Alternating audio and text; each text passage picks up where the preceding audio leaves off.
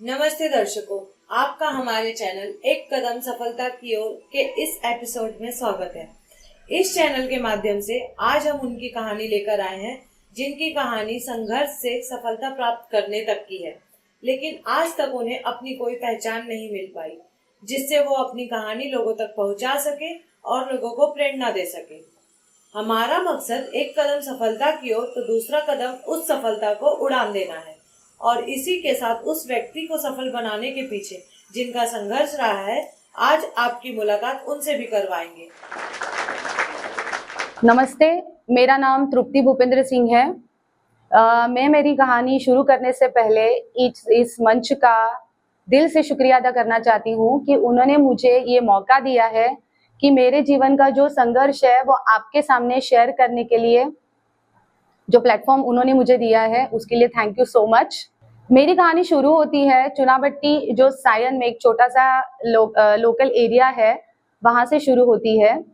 मेरी जो फैमिली है उसमें मेरे माता पिता, मेरा छोटा भाई, मैं, मेरे चाचा जी, मेरी बुआ और मेरे दादा दादी, इतनी बड़ी हमारी फैमिली थी। और घर में मैं बड़ी होने की वजह से सबने मुझे बहुत सारा प्यार दिया था और मुझे कभी भी एजुकेशन के लिए किसी ने मना नहीं किया था। मुझे जितना चाहिए उतना पढ़ने की मुझे खुली अपॉर्चुनिटी उन्होंने दी थी। जो प्राइमरी सेक्शन का जो एजुकेशन हुआ था, वहाँ से लेके 10वीं तक मैंने डीएस हाई स्कूल, जो सायन में बड़ा स्कूल माना जाता है, वहाँ से शुरू किया। मेरा 12th से लेके बीएससी तक का जो एजुकेशन था वो हुआ है कीर्ति कॉलेज, जो प्रभा देवी में आ रहा है। नैक का ऑब्वियसली उस टाइम ए ग्रेड कॉलेज था वो। तो वहाँ से मेरे अंदर जो लीडरशिप होती है या कॉन्फिडेंस लेवल होता है, वो स्कूल सेक्शन से लेके ज़्यादा जो हुआ है वो बीएससी में कंप्लीट हुआ था। क्योंकि बीएससी में फर्स्ट ईयर में मैंने घर पे ही कोचिंग लेना स्टार्ट किया था और वहाँ से करते करते हम कॉलेज में एनजीओज भी चलाते थे। कॉलेज के जो बच्चे हैं वो एक साथ आके इकट्ठा होके प्ले फॉर पीस नाम का एक छोटा सा ग्रुप हमारा था, जो कि वर्ल्ड विजन, आप शायद जानते होंगे, वर्ल्ड विजन जो एक एनजीओ चलाते हैं जो काम करता है जो स्ट्रीट चिल्ड्रन होते हैं, जैसे माहिम, माटुंगा, बैंड्रा, इस एरिया के जो स्ट्रीट चिल्ड्रंस है, उनके लिए काम करने का एक बड़ा ऑर्गेनाइजेशन था। और उसमें से एक छोटा सा ग्रुप हमारा था जो हमने खुद बनाया था, जिसका नाम हमने खुद रखा था प्ले फॉर पीस। और उसका 2 साल का जो लीडरशिप था वो मैंने संभाला था। और मेरे अंडर मैंने 2 बाल मेरा जो होता है छोटे बच्चों के लिए, स्पेशली जो चाइल्ड होते हैं, जो लेबर होते हैं, मतलब उनका पूरा जीवन जो होता है वो लेबरिंग में चला जाता है। कोई कचरा उठाने का काम करता है, कोई सब्जी बेचने का काम करता है। तो उनको हम क्या करते थे, उनके जो रोजमर्रा की जो जिंदगी है उसमें से उनके लिए थोड़ा सा टाइम निकालते थे और उनको भी खुद के लिए टाइम निकालने के लिए हम प्रेरित करते थे।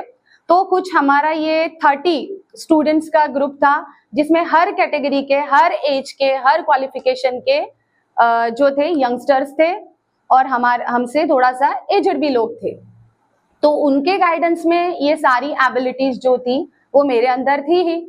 तो शादी के बाद, मतलब हमने शादी के बाद सोचा कि हमें अगर इतना मेरा एजुकेशन है, तो मेरे हस्बैंड ने, मेरे पति ने मुझे बहुत प्रेरित किया इस बारे में कि आप अपना खुद का भी क्लास ऑर्गेनाइजेशन ओपन कर सकते हो। तो हमने डिसाइड किया कि 1 दिसंबर 2014 में हम खुद का ऑर्गेनाइजेशन स्टार्ट करें। तो ऐसे तृप्ति एकेडमी, ये हमारा जो क्लासेस है वो ओपन हुआ।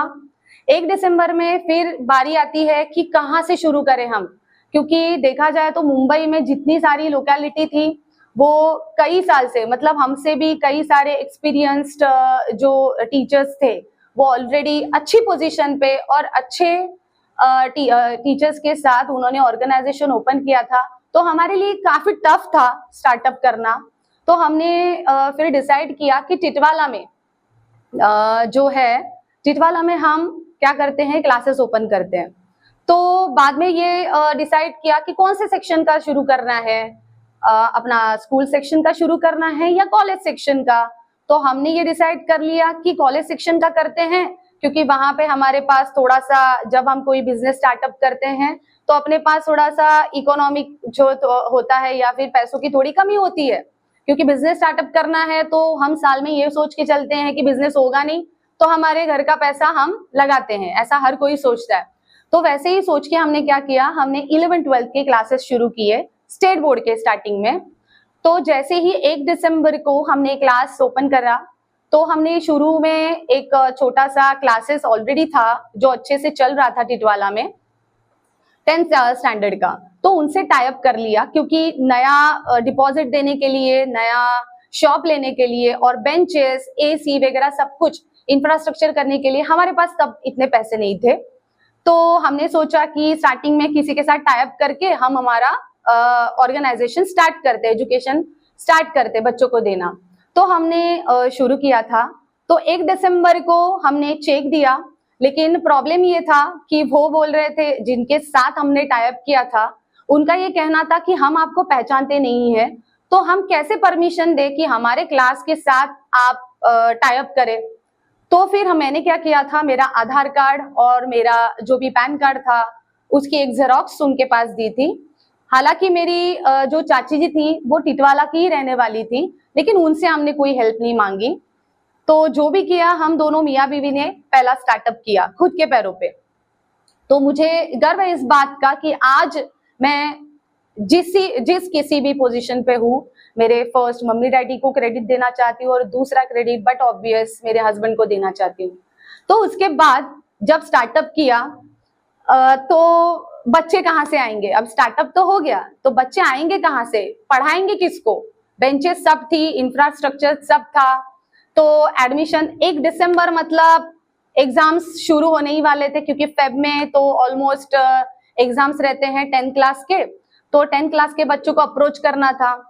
तो ऐसे ही मेरे हस्बैंड जा रहे थे, वो दूसरी जगह पे भी पढ़ाते थे पहले क्लासेस में, तो ऐसे ही वो जा रहे थे ट्रेन में, टिटवाला से ट्रेन निकली तो उन्होंने क्या किया, वहां पे एक बच्चा मिल गया उनको, तो उन्होंने उसको कन्विंस किया और वो एक बच्चा और अपने साथ 4 बच्चों को ले आया, लेकिन बेचारा फ्री का था।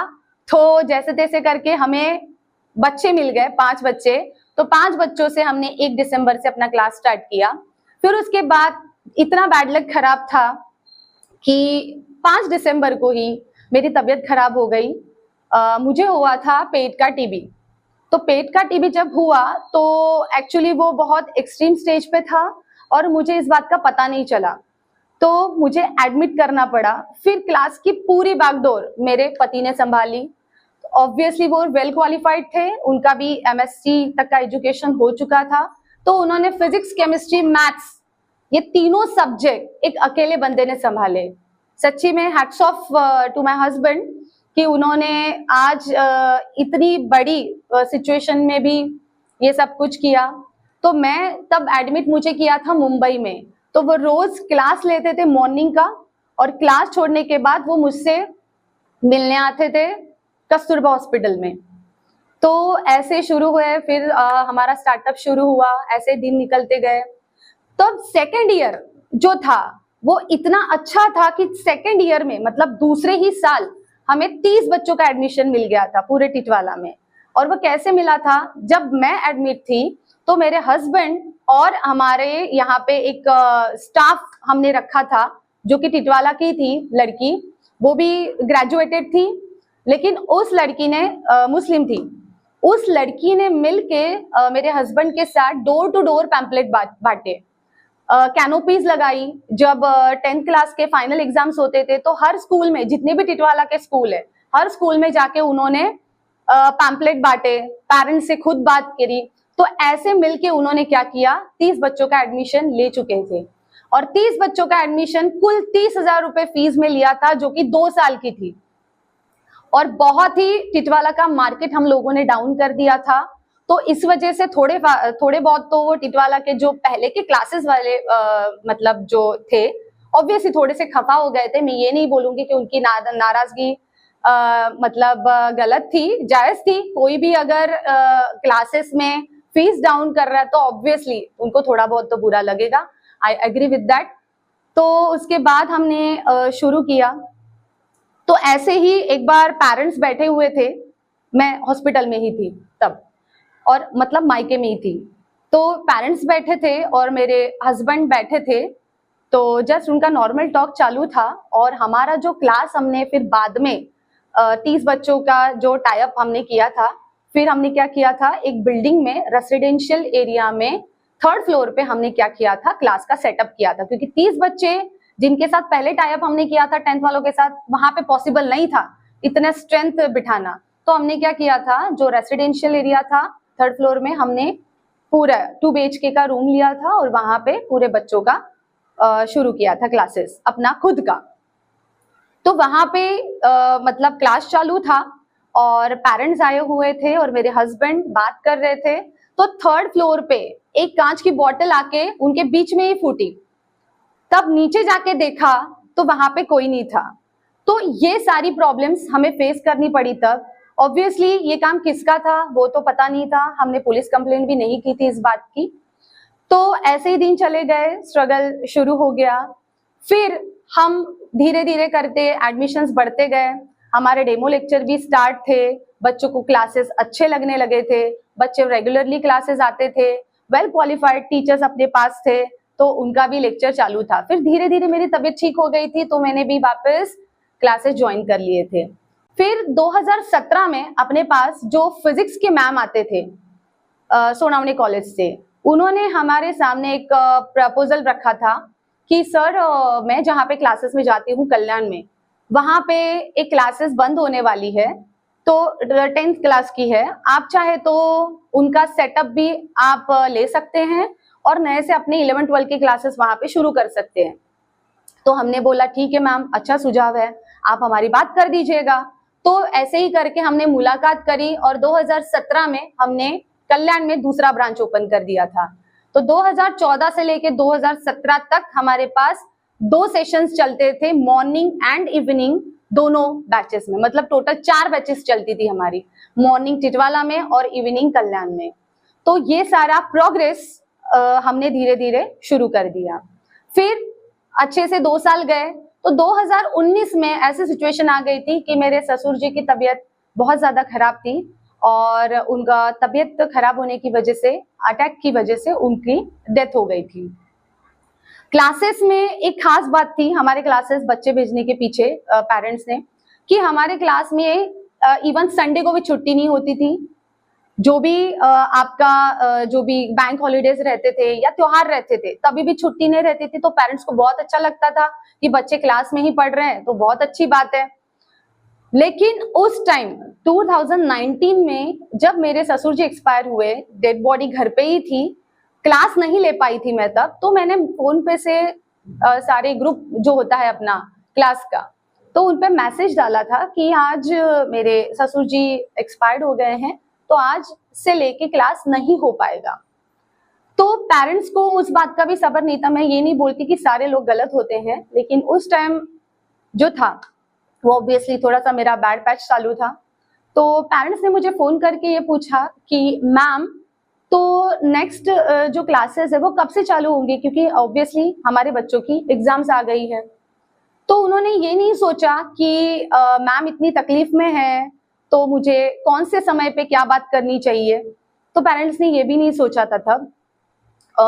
तो ऐसे ही करके मैंने उनको फिर सामने से जवाब दिया कि सर ऐसी बात नहीं है, हम यहाँ से दिल्ली लेके जाने वाले हैं ससुर जी की डेड बॉडी को, और मैं 12 दिन तक नहीं रुकूंगी, हाँ हस्बैंड रुकेंगे और मैं 5 दिन में चली आऊंगी, क्योंकि मेरा जो बड़ा बेटा था तब वो 12th में था और उसका भी एग्जाम मुझे देना था, दिलवाना था, उसका पेपर था।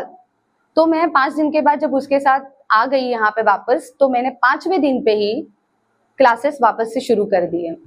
तो वो भी बैड पैच चला गया। उसके बाद आया कोविड 2020 में। कोविड में सभी क्लासेस वालों की हालत खराब थी। मैं ये नहीं बोलती कि वो मेरा ही कठिन समय था, सबका ही कठिन समय था, लेकिन उसमें और बोनस पॉइंट ये हमें मिला कि हमारी सबकी जो तबीयत थी, मतलब मेरे सासू माँ, मेरे 2 बच्चे, मेरे हस्बैंड और मैं, सबकी तबीयत एक ही बार खराब हुई, सबको कोविड के पॉजिटिव रिपोर्ट आया था। तो वो मेरा बहुत बैड पैच था। और मेरे हस्बैंड का एक्चुअली लीवर पहले से ही थोड़ा बहुत तो खराब है क्योंकि उनका जो पित्त की थैली है वो नहीं है, तो जिसकी वजह से उनको मेडिसिन की बहुत प्रॉब्लम आती है, मेडिसिन उनको सलाइन थ्रू ही देनी पड़ती है।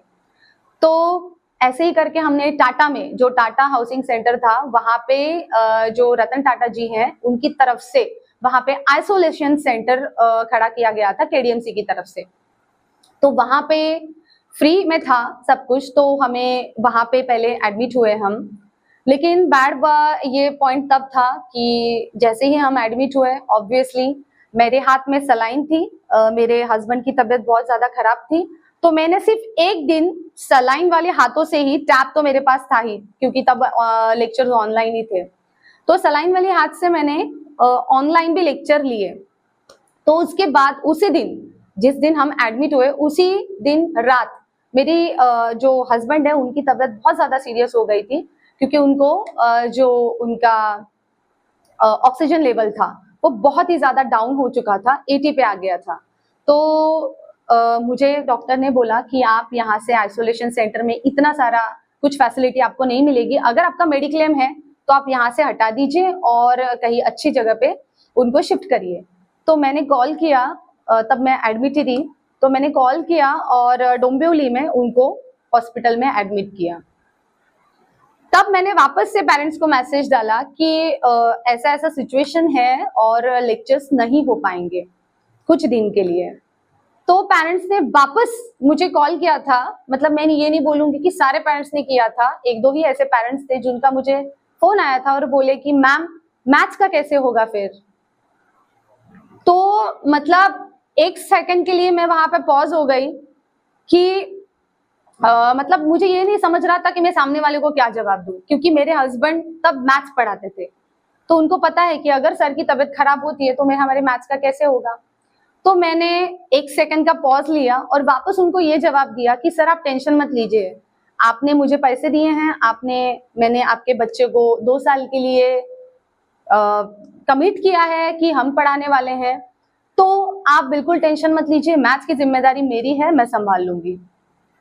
फिर उसके बाद बहुत क्रिटिकल सिचुएशन से वो भी बचे हैं और उनका अगर मैं बताऊं तो जब भी उनको एडमिट किया गया, तो वो जिस हॉस्पिटल में मैंने डोंबिवली में उनको एडमिट किया था, तो वहां पे बहुत क्रिटिकल कंडीशन थी, मतलब आईसीयू में वो मिलने भी नहीं देते थे किसी पेशेंट को, राइट। और मेरी भी तबीयत खराब थी, तब मैं टाटा में थी, मेरे 2 बच्चे टाटा में एडमिट थे आइसोलेशन सेंटर में, मेरी सासू माँ भी आइसोलेशन सेंटर में थी, तो मैंने खुद वहां से डिस्चार्ज लिया और मेरी मेडिसिन वगैरह बांधे और मैंने उनको बोला कि मेरे घर में कोई करने वाला नहीं है, मुझे जाना पड़ेगा। तो मैं डोंबिवली आई। डोंबिवली में जिस दिन मैं रुकी, तो उस दिन वापस से 2 दिन मैं डोंबिवली में डॉक्टर से रिक्वेस्ट की, सर मैं रहती हूँ टिटवाला में और मुझे अप डाउन करना पॉसिबल नहीं होगा, तो आप मुझे कि हॉस्पिटल में ही रुकने की परमिशन दीजिए। डॉक्टर अच्छे थे, उन्होंने मुझे एक छोटा सा जो रूम था हॉस्पिटल का जिसमें कैमरास वगैरह नहीं थे, वो रात में रुकने के लिए दिया। तो मैं वहां पे रुकी, मेरे एग्जाम्स भी थे तब, तो एग्जाम्स भी वहीं से दिए, तब ऑनलाइन के एग्जाम थे। तो ऐसे करके मेरा वो दिन भी निकल गया। तो 2 दिन बाद उनकी तबीयत वापस से खराब हो गई, तो उनको बाईपैप लगाना पड़ा। बाईपैप पे मतलब कैसा होता है कि बहुत ज्यादा ऑक्सीजन लेवल अगर खराब होता है तो उनको आईसीयू में एडमिट करना पड़ा। तो जब आईसीयू में एडमिट करा तो मैं डर गई वापस, और मुझे हस्बैंड ने ये बोला कि उनको ठीक से टाइप भी नहीं करना आ रहा था, उनके पास फोन तो था, और हॉस्पिटल वाले ऐसे थे कि मेरे साथ तो अच्छा से बिहेव किया, पर उनके जो रिपोर्ट्स थे, जैसे एक्सरे के रिपोर्ट होते थे या ब्लड टेस्ट के रिपोर्ट होते थे, मेरे पास उनका कुछ भी मैसेज या व्हाट्सएप नहीं आता था। तो मैं कितनी बार उनको फोन करूंगी, इससे अच्छा मैंने वापस उनको टिटवाला में एक अच्छा हॉस्पिटल था, वहां पे उनको वापस शिफ्ट किया। शिफ्ट करने के बाद उनकी तबीयत भी अच्छी हो गई और वो वापस घर पे आ गए। जिस टाइम वो घर पे आए थे वापस वही टाइम एडमिशन पीरियड का था, और मेरे हस्बैंड को मैं सच्ची में बोलूंगी कि उनके अंदर बहुत ज्यादा हिम्मत है। मुझे जब हॉस्पिटल वालों ने डिस्चार्ज देने की बात करी तो मुझे एक ही कंडीशन रखी कि मैडम आप कैसे भी करके ऑक्सीजन सिलेंडर अवेलेबल करवाइए, अगर ऑक्सीजन सिलेंडर अवेलेबल नहीं होता हम आपके हस्बैंड को घर पे नहीं छोड़ सकते। तो मैंने कल्याण से ही ऑक्सीजन सिलेंडर अवेलेबल करवाया, वो इजीली कैरी कर सकते थे आप। तो ऑक्सीजन सिलेंडर अवेलेबल करवाया, जैसे हॉस्पिटल में होता था वैसा नहीं होता था, जैसे सूटकेस होता है वैसा ही होता था, और उस पे एक मास्क रहता था, जो बटन ऑन किया तो डायरेक्ट ऑक्सीजन सप्लाई होता था। तो वो मैंने अरेंज कर दिया था, मेरे हस्बैंड को हमने घर पे लाया था। तो कोविड में कुछ, जब कोविड खत्म होने लगा था, लॉकडाउन धीरे धीरे खुलने लगा था, तब की ये बात है। तब मेरे हस्बैंड ने एक ही बात बोली, 2-3 दिन वो घर पे रहे, हफ्ता भर ऐसे ही चला गया। एडमिशन टाइम था, तो उन्होंने मुझे एक ही बात बोली कि तृप्ति मैडम एक काम करिए, ऑक्सीजन सिलेंडर गाड़ी में भर दीजिए, हमारे पास 4 व्हीलर है, गाड़ी में खुद ड्राइव करूंगा। तो मैंने बोला सर पेरेंट्स आएंगे तो आप मास्क पे रहोगे, आप कैसे मैनेज करोगे? तो उन्होंने ये बोला कि आप उस बात की टेंशन मत लो, जब भी पेरेंट्स आएंगे तभी मास्क उतरेगा, नहीं तो मास्क 24 आवर मेरे नाक पे लगा रहेगा, आप उस बात का टेंशन मत लो। तो मुझे मतलब इतनी हिम्मत आ गई थी कि शायद उनकी जगह पे अगर कोई रहता तो शायद ये नहीं कर पाता था। तो उन्होंने, हम रोज यही करते थे, ऑक्सीजन सिलेंडर गाड़ी में भरते थे, वो ड्राइव करते थे, गाड़ी मुझे चलाना नहीं आता था, तो वो गाड़ी चलाते थे, हम कल्याण आते थे, ऑक्सीजन सिलेंडर उतारते थे, प्लग लगाते थे, जब भी पेरेंट्स आते थे तभी वो उतरता था। तो ऐसे करके चलता गया टाइम। और इस सिचुएशन में अभी तृप्ति एकेडमी का नाम गूगल पे है, तृप्ति एकेडमी जस्ट डायल पे है, सब कुछ अचीव कर लिया है। हमारे जो बच्चे हैं वो अच्छी पोजीशन पे है। हाँ, मैं ये नहीं बोलूंगी कि सारा सक्सेस एक ही क्लास से मिलता है बच्चों को, लेकिन जितने बच्चों को हमने पढ़ाया है मैं उनके सक्सेस से सेटिस्फाइड हूँ। अभी जब आप मेरी कहानी सुन रहे थे, वहाँ पे मैंने मेरे बैक सपोर्टर का नाम लिया था, जो है मेरे हस्बैंड मिस्टर भूपेंद्र सिंह। आज वो किसी वजह से इस मंच पे नहीं आ पाए, तो मैं चाहती हूँ कि आपके सामने उनको एक बार इंट्रोड्यूस करवाऊँ। So please. नमस्कार दोस्तों, मेरा नाम भूपेंद्र सिंह है। सबसे पहले मैं इस प्लेटफॉर्म को धन्यवाद कहूँगा जिसने मुझे यहाँ पर आने का मौका प्रदान किया। मैं किसी कारणवश मंच पर नहीं आ पाया। अभी आप जिनसे मिले वो मेरी पत्नी तृप्ति सिंह है। जिस तरह से शिव पार्वती के बिना अधूरे हैं, वैसे ही हर पति अपनी पत्नी के बिना अधूरे हैं। दोस्तों, हमें अपनी पत्नी की काबिलियत को समझकर, जानकर उसे आगे बढ़ने का मौका प्रदान करना चाहिए।